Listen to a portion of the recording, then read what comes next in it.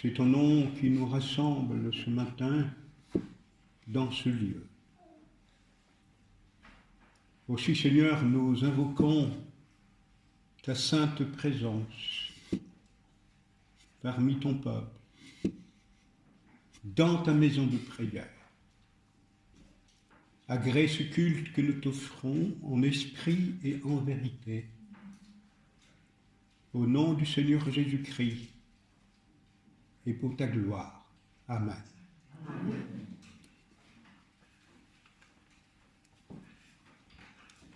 Frères et sœurs, amis visiteurs, je vous souhaite une cordiale bienvenue dans la maison du Seigneur. Sentez-vous à l'aise.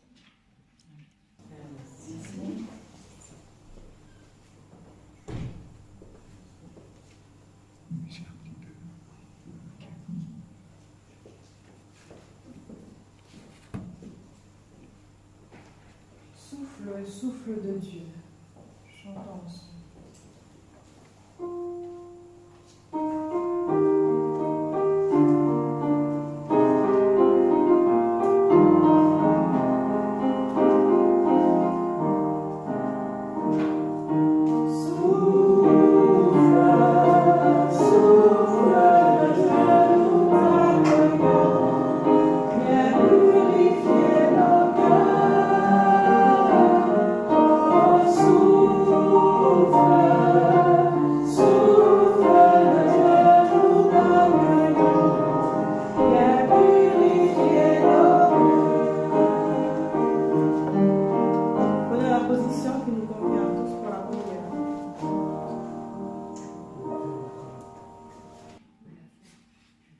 Nous allons prier par Harry, notre ancien.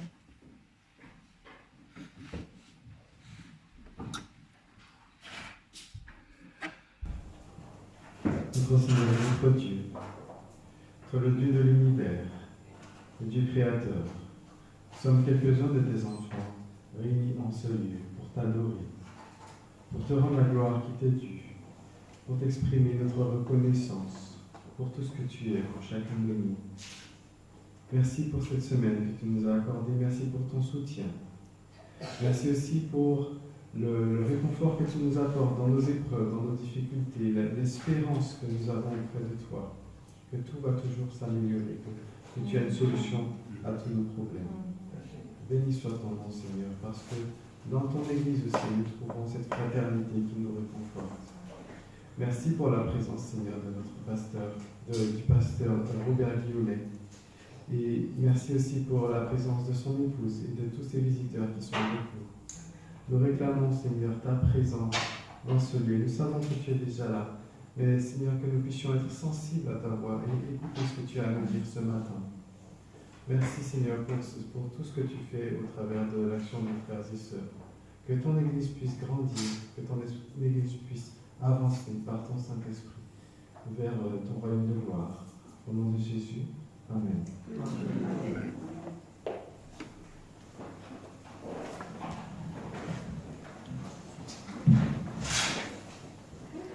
Alors que le diacre passera dans les rangs,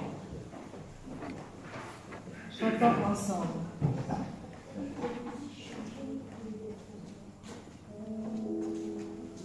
Écoutons l'appel du Dieu des anges.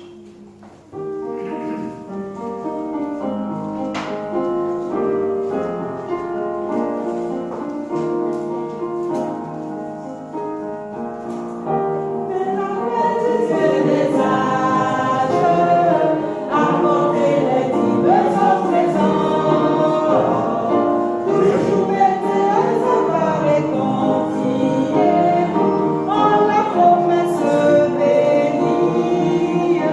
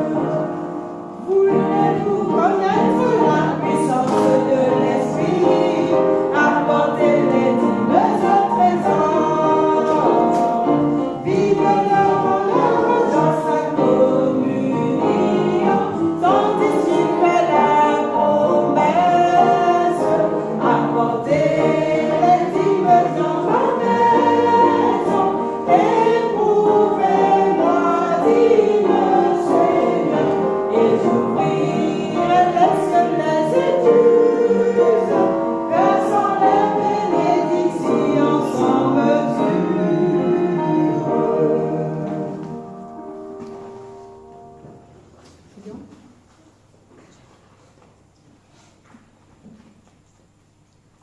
Ô Dieu, notre Père éternel, que ton nom soit sanctifié et glorifie ton nom jusqu'au plus haut des cieux.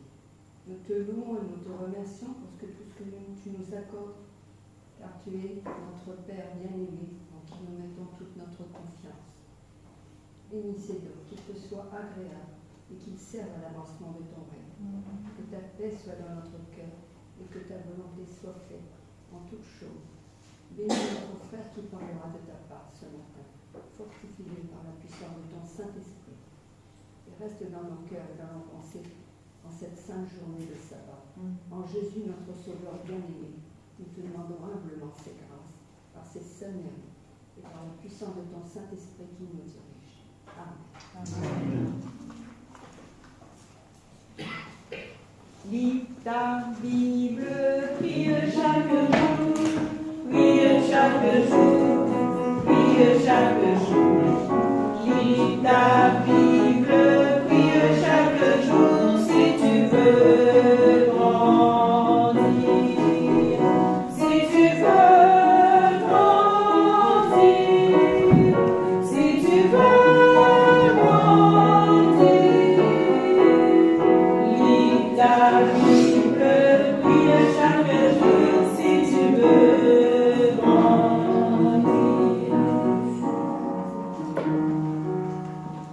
Bonjour les enfants. Bonjour. Vous n'êtes pas nombreux aujourd'hui, hein? Vous avez froid? Non. Alors, bonjour les enfants. Bonjour. Alors, aujourd'hui, je vais vous raconter l'histoire d'une tuile. Est-ce que vous connaissez une tuile? Tu connais une tuile, là? C'est quoi une tuile? C'est ce qu'on met sur les toits, exactement. Alors, c'était la tuile numéro 92. Donc, effectivement, cette tuile-là était sur un toit. C'était le toit d'une maison qu'on venait de finir. On venait tout juste de poser la dernière tuile. Et cette maisonnette, en fait, était au fond de la cour dans une école. Et du coup, un jour, porte, convoque une réunion.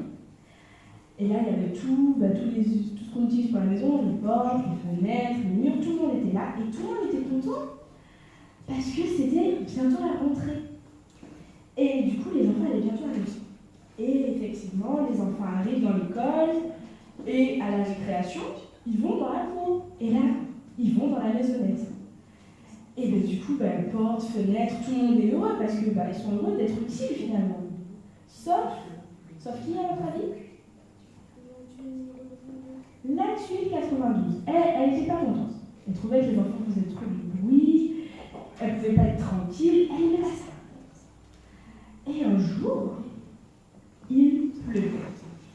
Il y avait du vent, et tous les éléments de la maison se serraient pour ne pas tomber. Les portes, les fenêtres et toutes les autres tuiles. Sauf qui, encore une fois? La tuile 92. Elle faisait tout ce qu'elle pouvait pour se détacher. Elle voulait absolument partir. Et qu'est-ce qui s'est passé à votre avis? Elle s'est envolée. Alors elle était contente. Elle était toute seule et elle voyait au loin, après la pluie elle a cessé, les enfants sont revenus à l'école les autres jours et elle voyait les enfants qui jouaient dans la maisonnette. Elle disait, ah les pauvres, comme ils souffrent avec ces enfants qui crient, qui font du bruit, qui tapent sur les portes. Moi je suis tranquille. Jusqu'au jour où, qu'est-ce qui s'est passé encore une fois, à votre avis? Il pleuvait et il y avait encore du vent. Mais cette fois-ci, elle était toute seule. Et qu'est-ce qui s'est passé encore une fois? Elle s'est envolée et elle a atterri dans un lac. Elle a coulé. Et elle s'est rendue compte que les autres éléments de la maison, en fait, lui servaient à rester protégés. Parce que comme ils étaient tous ensemble, ils se protégeaient en fait. Et toute seule, elle ne savait plus à grand-chose et en plus de ça, elle était en danger. Donc, tout ça pour vous dire que des fois, on est dans des groupes où on n'a pas tout ce qui se passe, mais être dans un groupe, c'est bien, ça nous protège et on se protège les uns les autres, on se complète. Donc, finalement, c'est pas si mal d'être tous ensemble. Voilà.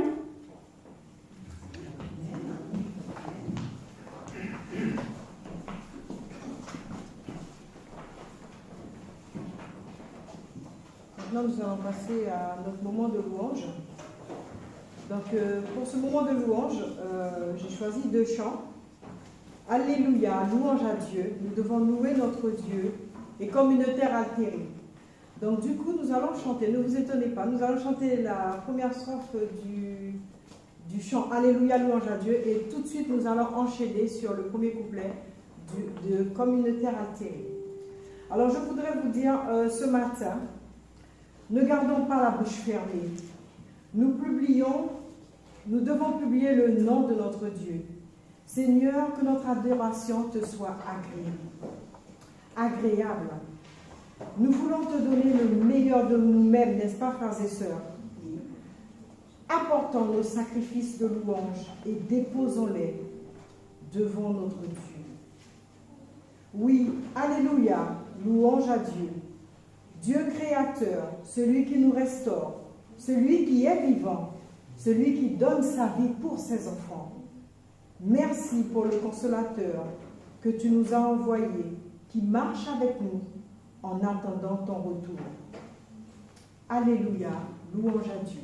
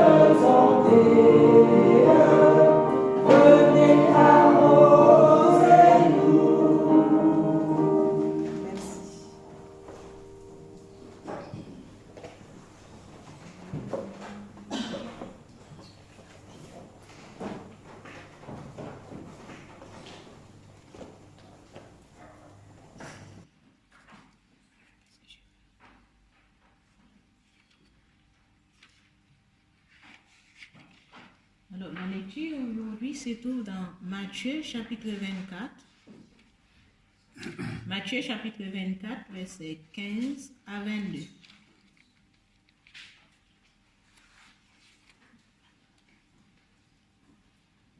Matthieu chapitre 24, versets 15 à 22.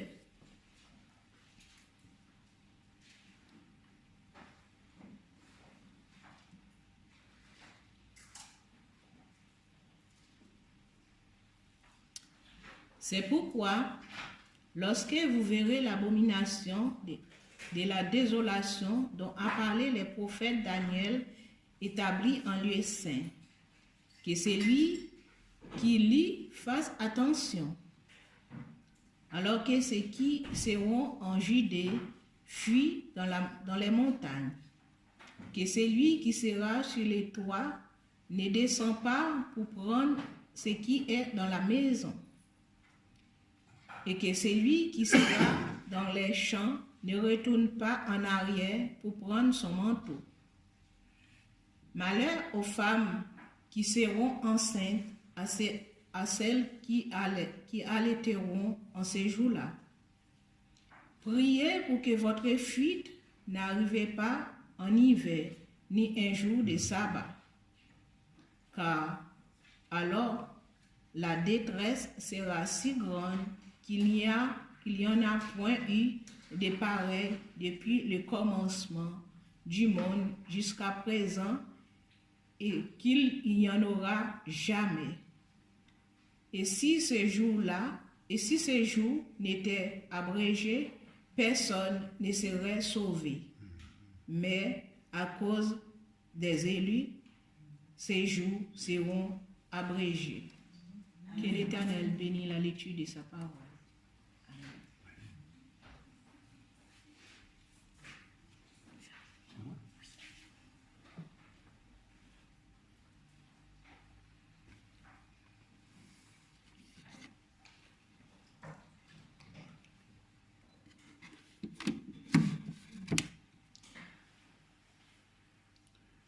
Frères et sœurs du Châtellerault,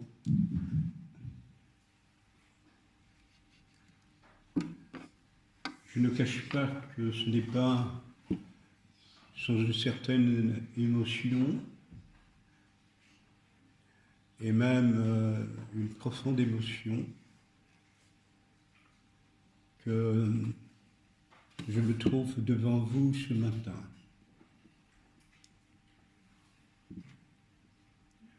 La raison en est que c'est dans cette église, et je ne peux pas l'oublier,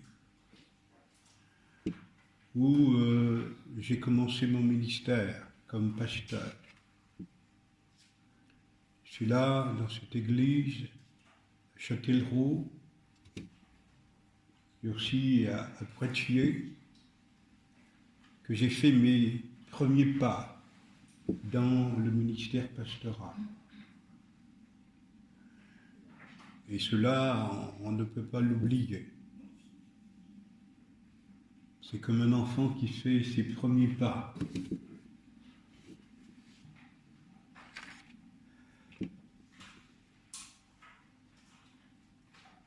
Mais j'ai aussi, en disant cela,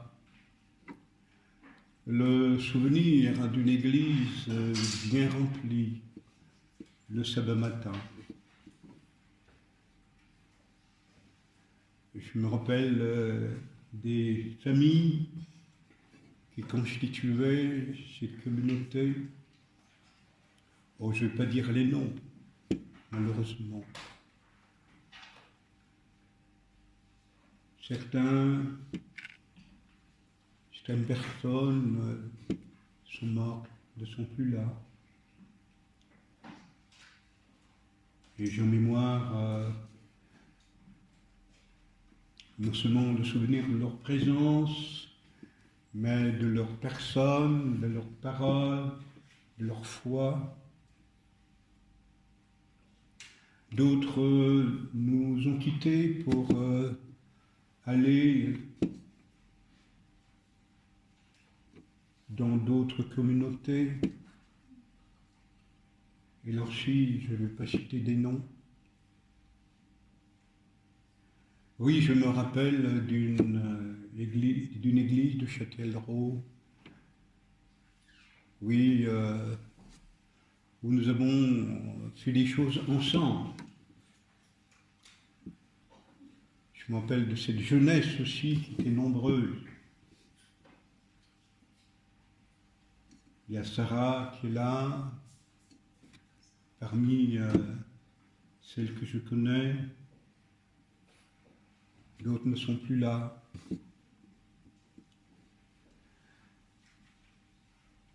Je me rappelle aussi que, avec ces jeunes, nous avons monté une pièce de théâtre. Une pièce de théâtre d'évangélisation, qui avait pour titre « Il n'est pas trop tard ». Le thème portait sur la conversion. Et nous avions répété plusieurs fois dans cette chapelle pour préparer cette pièce de théâtre. Et nous avons donc eu l'occasion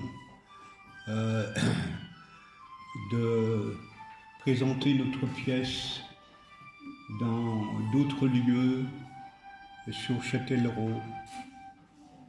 Et cela a été un moment vraiment très fort pour les jeunes de l'église de Châtellerault.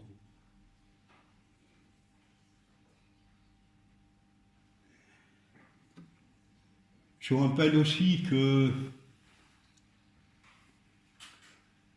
Avec le pasteur Jean-Marie Van Hals, nous avons fait beaucoup de conférences sur Bible et archéologie, sur Châtellerault.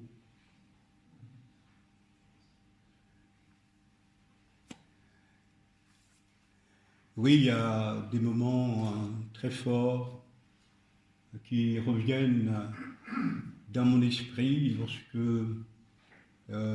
ici je me tiens devant vous pour apporter la parole de Dieu. Et je suis heureux de voir Serge Barrier et son épouse,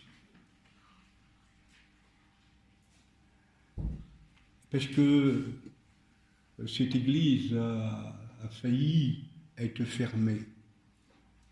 À un certain moment, il était question de la fermer. Et je sais que Serge et son épouse se sont battus pour que cette église soit restée ouverte. Et ce que vous ne savez pas peut-être, c'est que moi aussi, je me suis battu de mon côté, à ma manière, pour que cette église de Châtellerault ne fût pas fermée. Mais j'aurais voulu me trouver dans d'autres conditions physiques pour annoncer cette parole de Dieu. J'aurais dû prêcher sabbat dernier, mais un rhume m'en a empêché, mais il est encore bien présent. Et j'espère qu'avec l'aide de Dieu, que ce message vous sera compréhensible, intelligible, et surtout que vous puissiez mettre en pratique tout ce que le Seigneur vous permettra d'apprendre ce matin. Et j'aimerais terminer ces quelques paroles d'introduction en vous demandant, chers frères et sœurs de Châtellerault, de prier pour le retour de ceux qui nous ont laissés. Je parle pour d'autres communautés, évidemment. De prier pour que cette église soit à nouveau bien remplie, qu'elle soit forte, qu'elle soit puissante, pour la gloire de notre Seigneur Jésus-Christ, parce que son retour est bientôt proche. Et je le dis, et je ne m'impose pas, et si jamais je pourrais vous être utile en quelque chose, sachez que vous pouvez compter sur ma modeste contribution.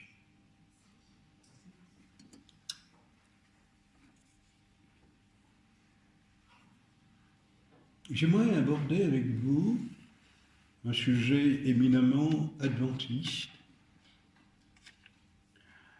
parce que je parlerai du retour de Christ. C'est cette croyance qui nous fonde, qui nous fédère et qui nous distingue des autres croyants, des autres confessions. Nous sommes le peuple qui attend et qui se prépare en vue du retour de notre Seigneur Jésus-Christ. Mais avant d'aborder, de développer ce sujet, j'aimerais que nous puissions avoir un moment de courte prière. Je vous invite à incliner la tête. Seigneur notre Dieu, au moment où nous ouvrons ta parole pour l'étudier, nous te demandons, Seigneur, ta présence, ton esprit. Particulièrement, Seigneur, je te prie de oindre mes lèvres et de mettre ta main sur mon esprit pour que ta parole soit prononcée à travers la faiblesse d'un homme, mais qu'elle soit entendue et comprise comme venant de toi. Seigneur, accomplis en nous toute ta volonté par ton Saint-Esprit, au nom du Seigneur Jésus et pour ta gloire. Amen. Amen. Lorsqu'il s'agit du retour de notre Seigneur Jésus-Christ,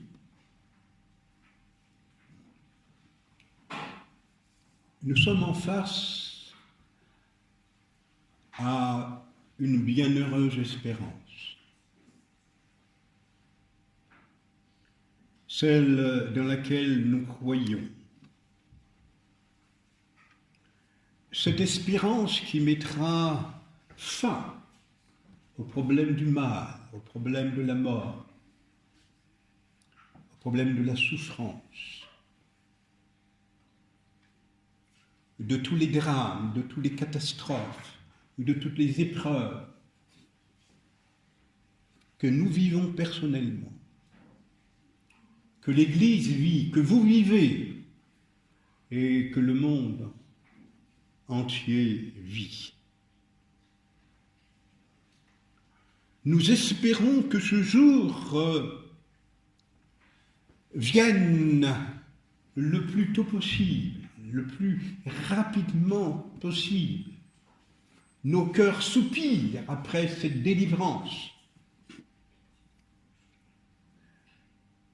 Et les apôtres même, au premier siècle de l'Église, attendaient ce retour, cette délivrance.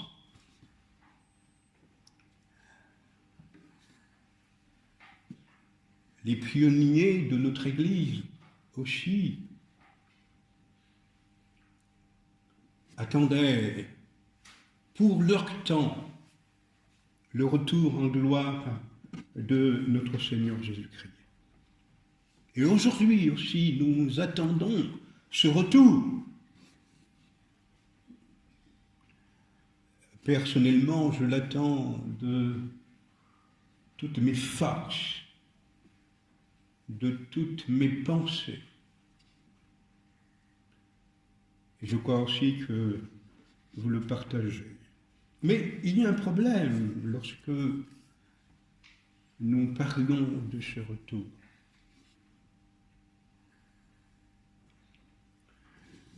C'est à propos donc du quand, du moment.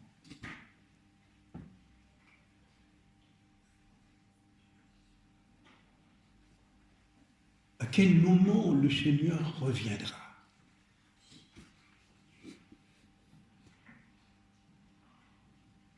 C'est vrai, nous savons pourquoi il reviendra. Nous savons aussi comment il reviendra. Il reviendra sur les nuées des cieux, avec la puissance de son Père, sa puissance à lui, la puissance des saints anges, avec une gloire.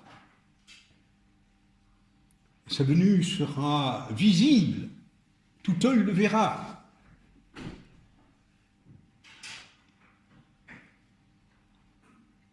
Quant au pourquoi, je l'ai évoqué, vous le savez, c'est donc pour mettre fin au règne du mal et instaurer son royaume d'amour et de justice. Mais le problème se pose au niveau du quand. À quel moment cet événement va-t-il se produire? Et c'est là que nous sommes en face d'un problème, mais d'un véritable problème. Parce que le Seigneur Jésus lui-même dit que quant au moment, quant à l'heure, personne ne le sait, le Père seul le sait. Veillez et priez parce que vous ne savez pas à quel moment le Seigneur va revenir. Donc, la question du camp, du temps,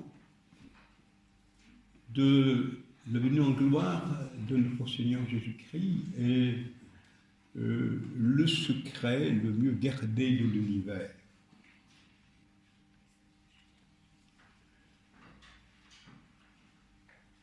Cela se complique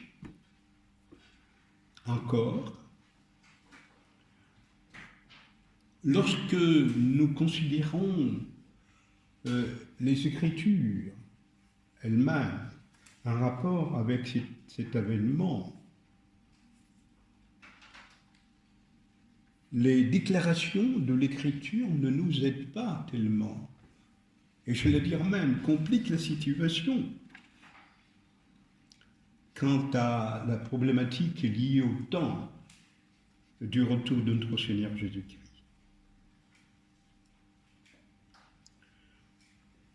Lorsque nous considérons justement les déclarations en question, nous voyons qu'il y a 5 approches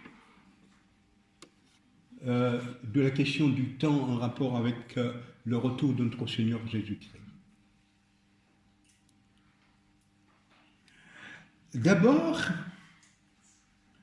la première approche, donc ce n'est pas forcément un ordre chronologique, mais c'est un ordre personnellement que je m'impose. Donc, la première approche, c'est ce qu'on appelle le temps fixé. Lorsque nous considérons donc ce problème, nous voyons que,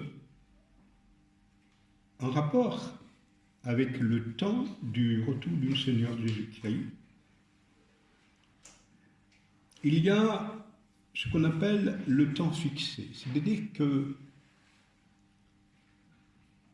Dieu aurait fixé un temps, et pour être plus clair, une date dans son calendrier céleste. Il a fixé un temps et au terme de ce temps fixé, eh bien, il reviendra. Cela, nous le trouvons dans l'Ancien Testament et comme dans le Nouveau Testament. Dans le livre de Daniel, du prophète Daniel, il est indiqué à 5 reprises qu'il y a un temps fixé pour la fin, ou que la fin arrivera qu'au temps marqué.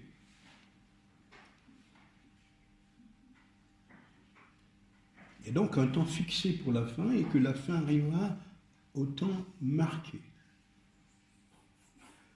Jésus lui-même semble aller dans cette direction. Lorsque nous prenons dans Actes au chapitre 1er, Actes au chapitre 1er, et le verset 6 et 7. Actes chapitre 1er, versets 6 et 7.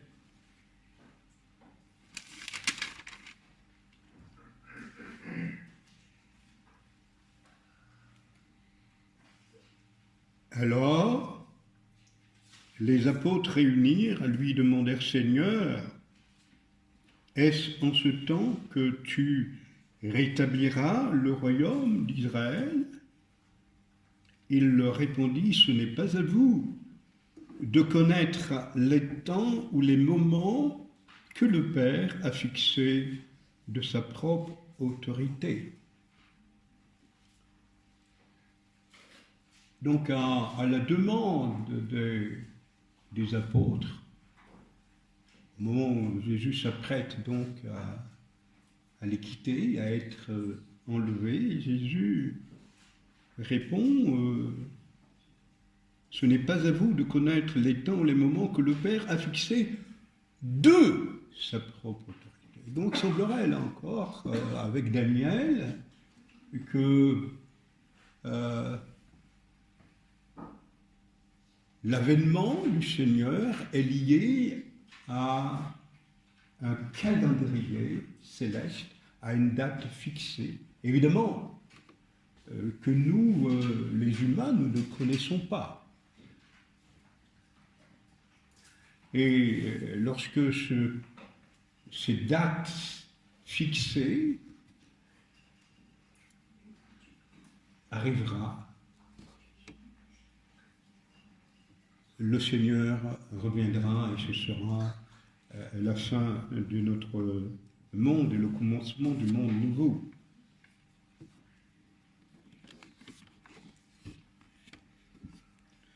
Il y a donc une deuxième approche, évidemment bien différente de la précédente, c'est l'approche du temps athée. Nous trouvons cela sous la plume de Pierre, dans 2 Pierre chapitre 3, 2 Pierre chapitre 3, versets 11 et 12. 2 Pierre 3, 11 et 12.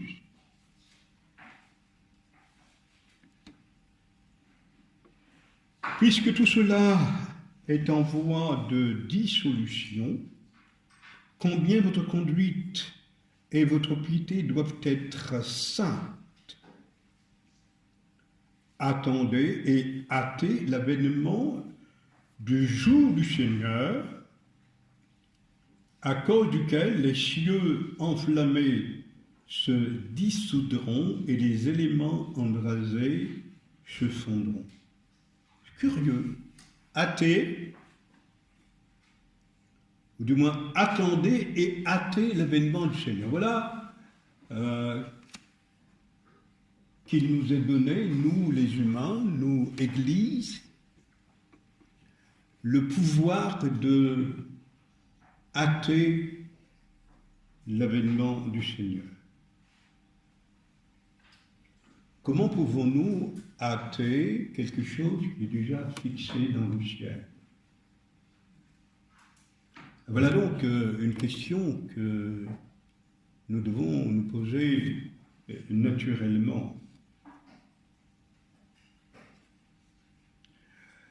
Une troisième approche, c'est celle du temps de la maturité ou de la maturation. Nous trouvons cela dans Apocalypse au chapitre 14. Prenez donc Apocalypse au chapitre 14.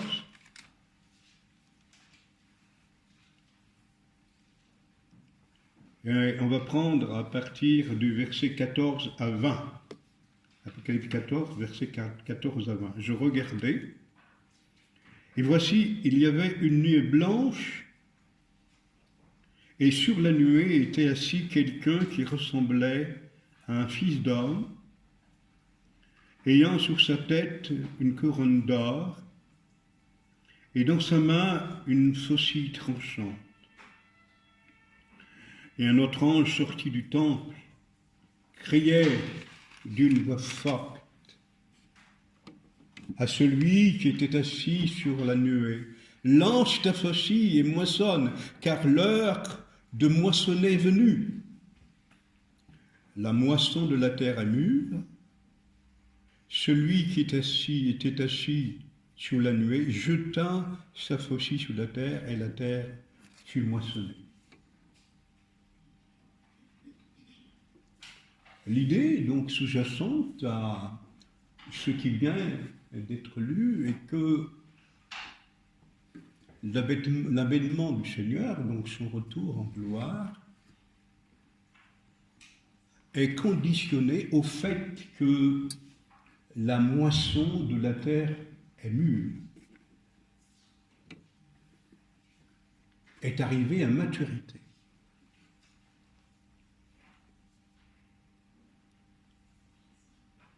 Alors, La moisson dont il est question ici, évidemment, est un rapport avec l'Église, le peuple du Seigneur dont nous avons parlé ce matin. En somme, quand l'Église sera prête, ou lorsque l'Église sera prête, le Seigneur reviendra.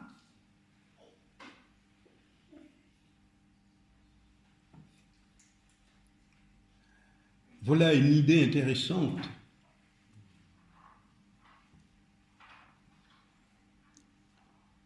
Laissant entendre que Dieu conditionne sa venue par rapport à l'état de son Église.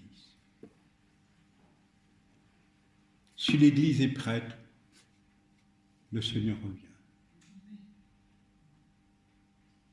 Le contraire est-il vrai?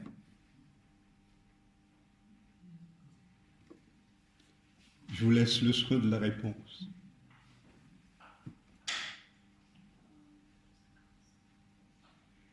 Et puis, nous poursuivons notre lecture, versets 17 et suivants.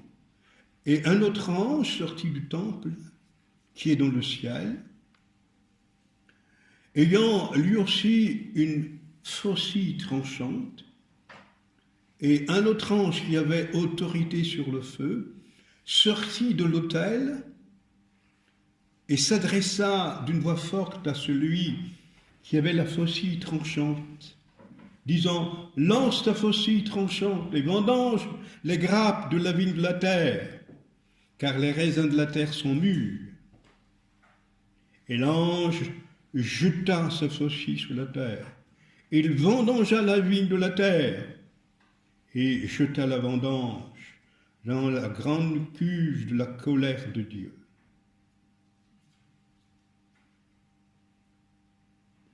De quoi s'agit-il cette fois-ci?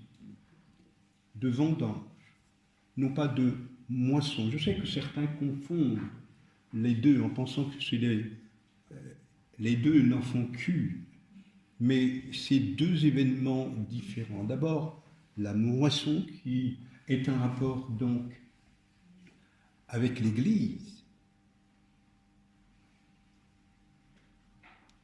Et vous remarquez que cette moisson est faite par celui qui est assis sur la nuée, c'est-à-dire Jésus lui-même, le Fils de Dieu. Par contre, la vendange n'est pas faite par Jésus, elle est faite par un ange.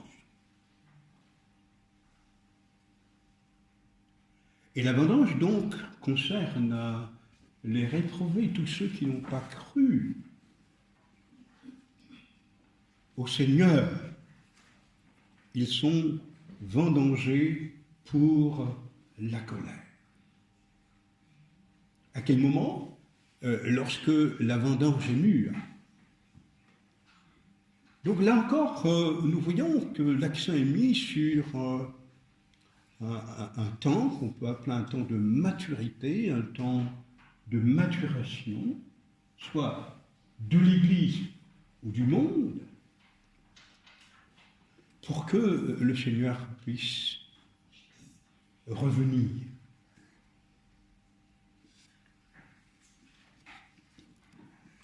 Il y a encore une autre approche, toujours sur la même problématique, évidemment, c'est l'approche du temps abrégé. Alors, c'est le texte qui vous a été lu tout à l'heure par notre sœur, qui est avec moi sur l'estrade, donc Matthieu 24, versets 21 à 22. Prenez Matthieu 24, versets 21 à 22. Matthieu 24, 21 à 22. car alors la détresse sera si grande, c'est le Seigneur Jésus qui parle, qu'il n'y en a point eu de pareil depuis le commencement du monde jusqu'à présent, et qu'il n'y en aura jamais. Et si ces jours n'étaient abrégés, personne ne serait sauvé, mais à cause des élus, ces jours seront abrégés. Jésus le dit 2 fois.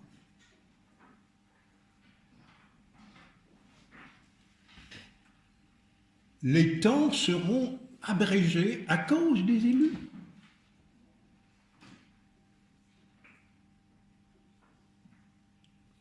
Alors, qui va abréger le temps, si ce n'est celui qui l'a fixé? C'est lui qui connaît. C'est lui qui est le maître du temps. Le texte est clair, à cause des élus, Dieu va abréger le temps. Donc on voit bien qu'à partir de ce moment-là, nous pouvons le dire, le retour du Seigneur Jésus-Christ n'est pas lié à un calendrier fixé par Dieu.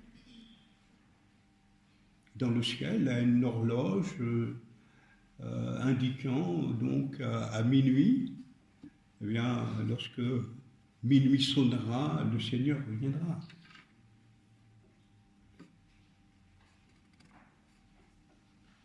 L'idée est aussi que l'Église a la possibilité de hâter l'événement.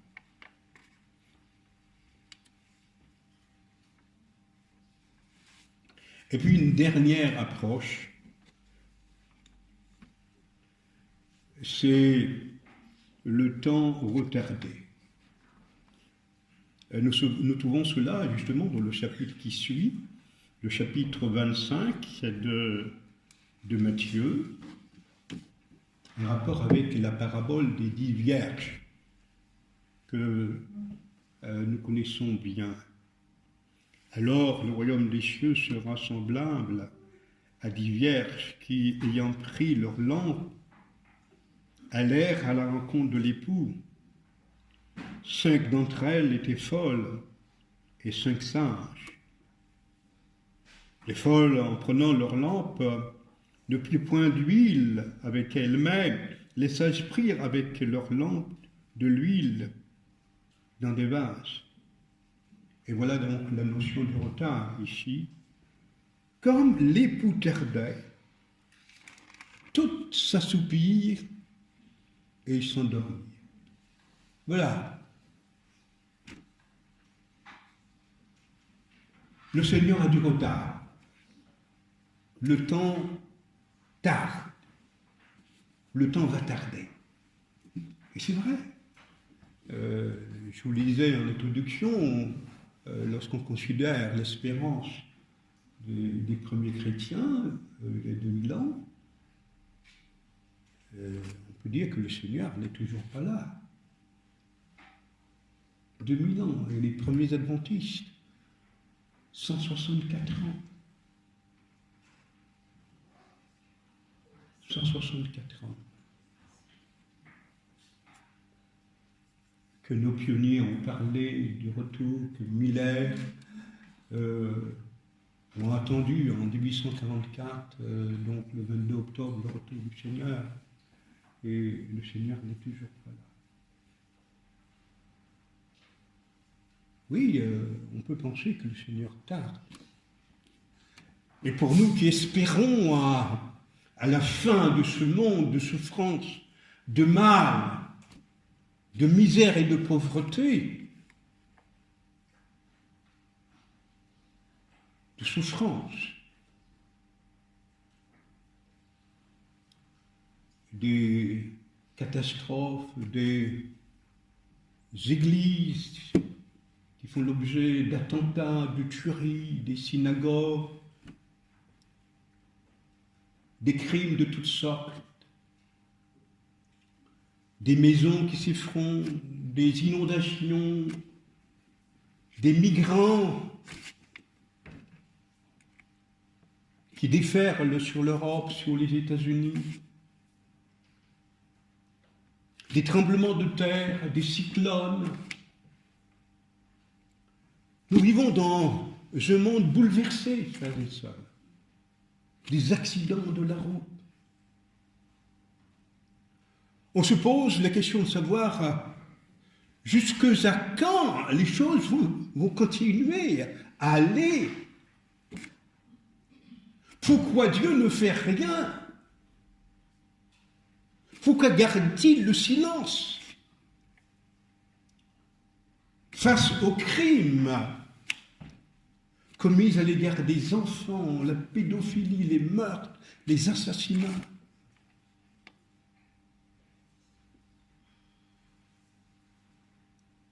Qu'est-ce que Dieu attend? Et nous soupirons vraiment à cette délivrance, mais il apparaît que le temps tarde. Combien de temps encore? Avons-nous encore pour 10 ans, pour 20 ans, pour 30 ans sur cette terre?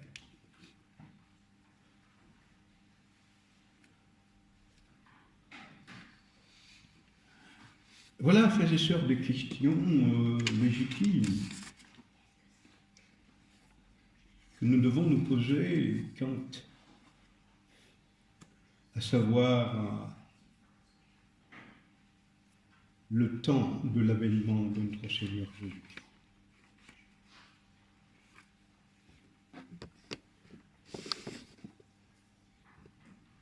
Aurons-nous peut-être un jour un tueur qui va rentrer à l'église de Châtellerault ou dans une autre église adventiste un jour de Shabbat, comme cela s'est produit dans une synagogue? Le Seigneur le permettra-t-il?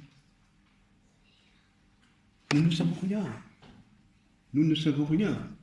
J'espère que Dieu ne le permettra pas. J'espère que Dieu ne le permettra pas.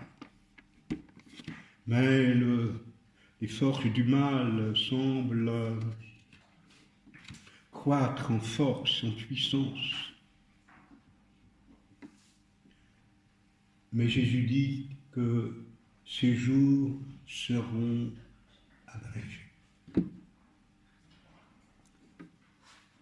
Que devons-nous comprendre par là?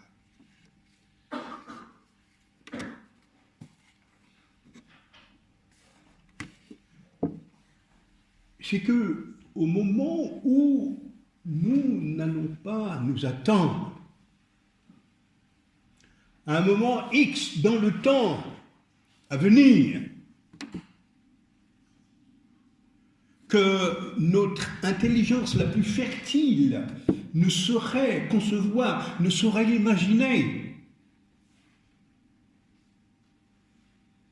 Dieu mettra un terme à l'histoire de ce monde. Il le fera. Ce temps qui nous semble retardé, ce temps qui nous semble long,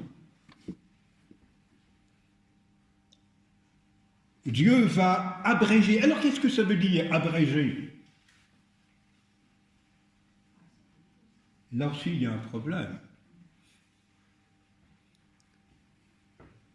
À cause des élus, Dieu va abréger, à cause de son Église. Il y a un problème, un très gros problème.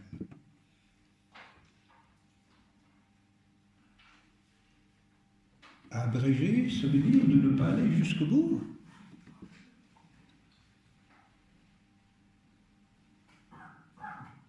C'est de ne pas aller jusqu'au bout. C'est l'idée de rétrécir, de réduire. Qu'est-ce que Dieu va réduire?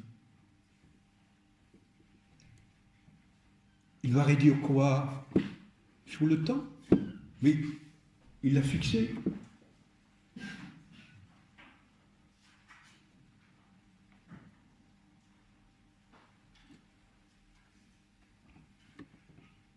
Frères et sœurs,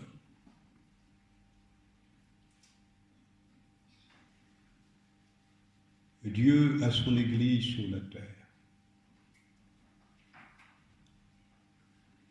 Et son Église, c'est la prunelle de ses yeux. C'est la prunelle de ses yeux.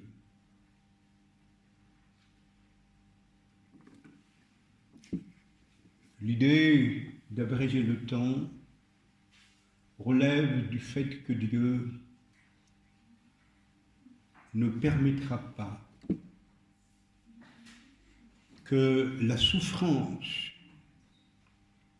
dont l'Église fait l'objet, dont le monde fait l'objet, parce que le monde est aussi composé des hommes et de femmes pour lesquels Christ est mort. Dieu n'aime pas que l'Église, il aime aussi le monde, car Dieu a tant aimé le monde qu'il a donné son Fils unique, afin que quiconque croit en lui ne périsse pas, mais qu'il ait la vie éternelle. Tous ceux qui sont sous la terre sont des enfants de Dieu et souffrent de ce mal, et Dieu mettra un terme à la montée du mal, à son développement. Dieu ne permettra pas qu'il y ait un anéantissement total, ni de la planète et ni de son peuple.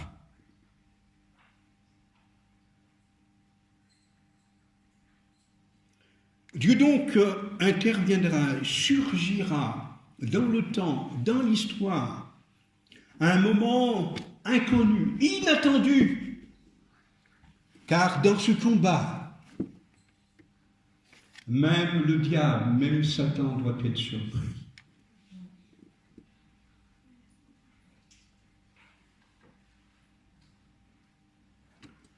Aux frères et sœurs, c'est pour cela qu'il est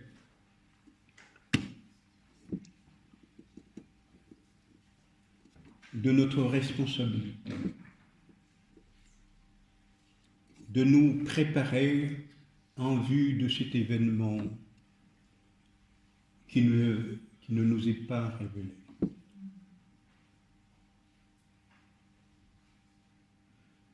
C'est comme un volcan. Lorsqu'un volcan explose, vous ne savez pas à quel moment il va exploser. Quand il y a un tremblement de terre, vous ne savez pas à quel moment cela va se faire. Certes, on peut prédire des inondations, des cyclones, etc. Mais aujourd'hui, on a du mal à prédire la puissance de ces phénomènes. Ils deviennent de plus en plus puissants, de plus en plus forts, et qu'on a des dégâts énormes, inattendus. Et c'est ainsi que Dieu va surgir, va surprendre. Tenons-nous prêts, frères et sœurs. Il le fera pour l'amour de son Église. Comme un époux aime son épouse, il le fera. Il le fera certainement. Et les signes sont évidents que bientôt le Seigneur surgira pour enlever son Église, pour mettre fin au mal, pour moissonner, pour vendanger. Et ma prière pour vous, frères et sœurs de Châtellerault, c'est que vous soyez prêts pour cet événement. Tenez-vous prêts. car l'heure de votre délivrance approche. Nous n'avons pas encore pour 30 ans ou 40 ans. Je ne sais pas pour combien de temps on en a encore. Je l'ai dit, c'est le plus grand secret de l'univers. Mais les signes sont présents. D'autres signes doivent se réaliser. Peu encore, pas beaucoup. Nous sommes presque arrivés à la fin des signes. Et le Seigneur viendra pour nous enlever, nous introduire dans son royaume de gloire, pour nous délivrer du règne, de la mort, de la souffrance, de la maladie. Oui, que ce jour vienne le plus rapidement possible, à la gloire de notre Seigneur et Sauveur Jésus-Christ. Amen.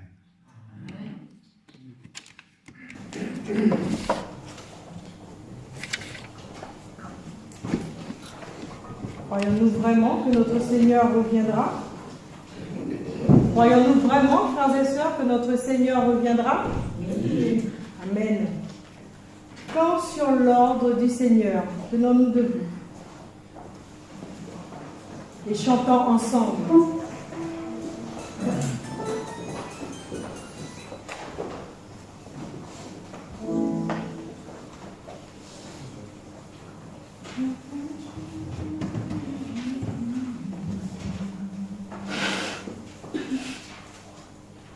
Chantons ensemble, notre frère va nous rejoindre avec le piano.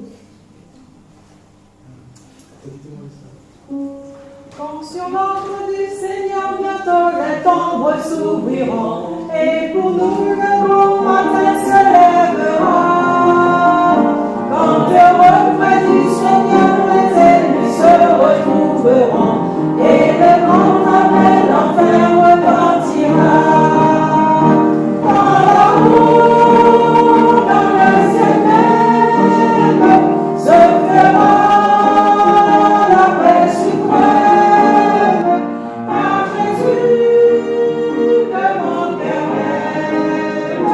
Je le sais, oui, gloire à Dieu, je serai là. En ce jour si merveilleux, les morts en Christ s'élèveront.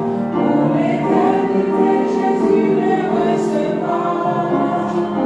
Et enfants et glorieux se rachetés apparaîtront, et le grand appel d'enfer retentira.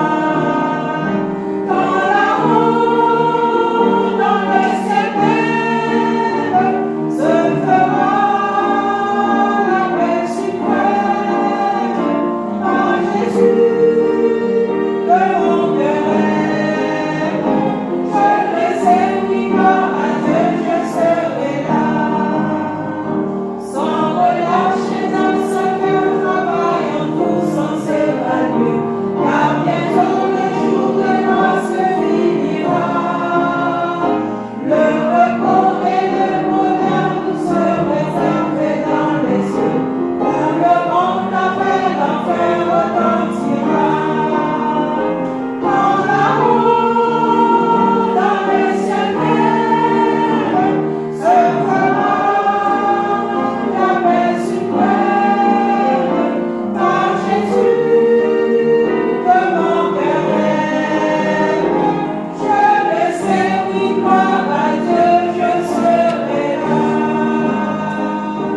Je le sais, oui, gloire à Dieu, je serai là.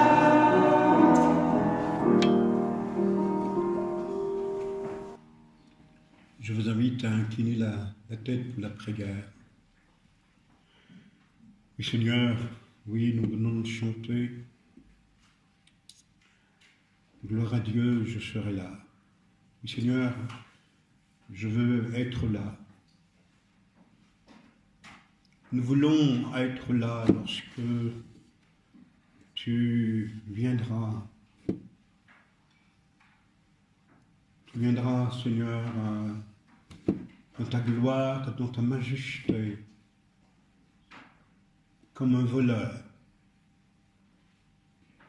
pour nous chercher et nous enlever avec toi. Nous voulons être là. Oh Seigneur, donne-nous de ne pas croire, de ne pas seulement espérer, mais d'œuvrer, d'agir, de nous préparer et de préparer aussi les autres en vue de ce grand événement. Car tu es fidèle et juste, tu tiendras tes promesses, parce que c'est un engagement que tu as pris sur la croix, avec tes disciples, avec ton Église, avec l'univers tout entier, et tu reviendras. Seigneur, prépare-nous, prépare les membres de cette Église du Châtellerault. Suscite un renouveau, suscite un réveil dans cette communauté. Bénis, Seigneur, son pasteur, bénis ses anciens, bénis ses responsables, bénis ses membres, lui suscite un renouveau, et que cette Église, Seigneur, retrouve son dynamisme d'antan, du temps passé, et que ce dynamisme soit même dépassé. Ô Père, entends, écoute nos prières, et bénis les jeunes, bénis les vieux, bénis les anciens, bénis les enfants, les bébés à la mamelle, bénis tout le monde, Seigneur, bénis tous ceux qui nous visitent en ce jour du sabbat. Que ta paix et ta grâce reposent abondamment sur nous en Jésus-Christ, et pour ta gloire. Amen. Amen.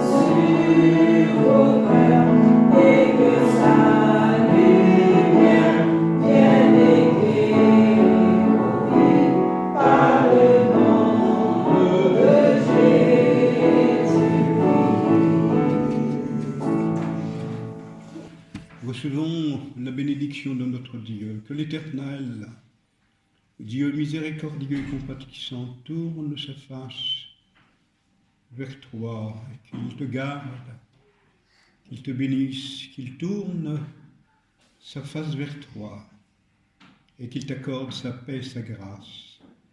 Allons dans la paix et la grâce de notre Seigneur. Amen. Amen.